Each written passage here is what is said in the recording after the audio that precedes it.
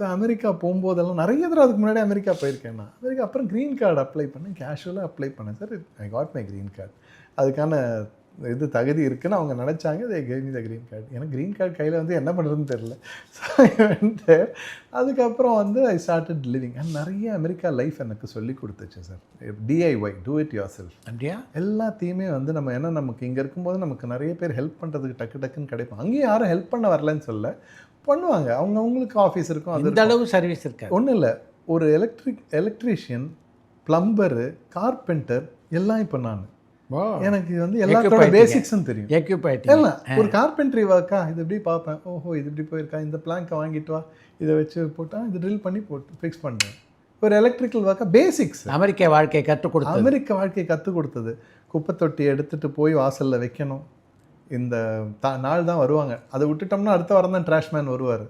So அந்த ட்ராஷ்மேனுக்காக அங்கே வைக்கணும் நிறைய விஷயங்கள்.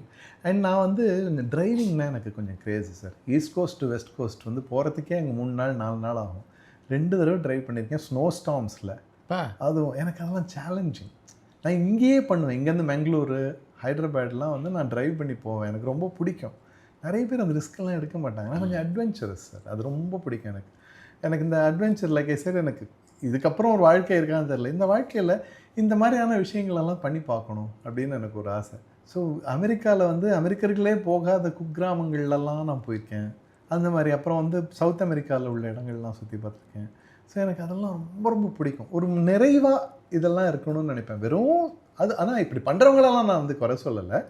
இது ஒன்று தான் இந்த செலிப்ரிட்டி ஸ்டேட்டஸும் இந்த ஒரு மட்டும் தான் இல்லாமல் விதவிதமான மக்களுடைய வாழ்க்கை. இன்னும் நான் அமேசான் ஃபாரஸ்ட்குள்ளெல்லாம் போகணும் அப்படின்னு ஆசை. என்னோடய நண்பர் ஒருத்தர் இருக்கார், அவர் இதெல்லாம் செஞ்சுட்டே இருப்பார். Probably I should go. அதெல்லாம் உண்டு. எனக்கு சவுத் அமெரிக்காவில் உள்ள கண்ட்ரீஸ்க்கெலாம் போய் பார்க்கணும். யூரோப்பில் வந்து ஈஸ்ட் யூரோப்லாம் போய் பார்க்கணும். இதெல்லாம் ஆசை.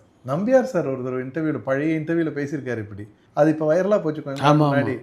அவர் வந்து இங்கேருந்து இப்படியே அலாஸ்காலேருந்து இப்படியே ரஷ்யாவுக்குள்ளே போய் ரஷ்யாவிலேருந்து இப்படியே வந்து செக்கோஸ்லோவாக்கியாவுக்கு வந்து அப்படி அந்த பூகோள அறிவை ஆச்சரியமாக பார்க்குற நிறைய பேர் இருக்காங்க. ஆமாம், அவருக்கு எனக்கு அந்த அளவுக்கு இப்போ அதை பார்த்தோன்னே என்னென்னா இவர் நம்மள மாதிரி திங்க் பண்ணியிருக்காரு அப்படி அதுக்கு முன்னாடியே அப்படின்னு தோணுச்சு. சார் எனக்கும் அந்த மாதிரிலாம் வந்து உலகத்தை சுற்றணும், பல விதமான கல்ச்சர்ஸை வந்து பார்க்கணும்.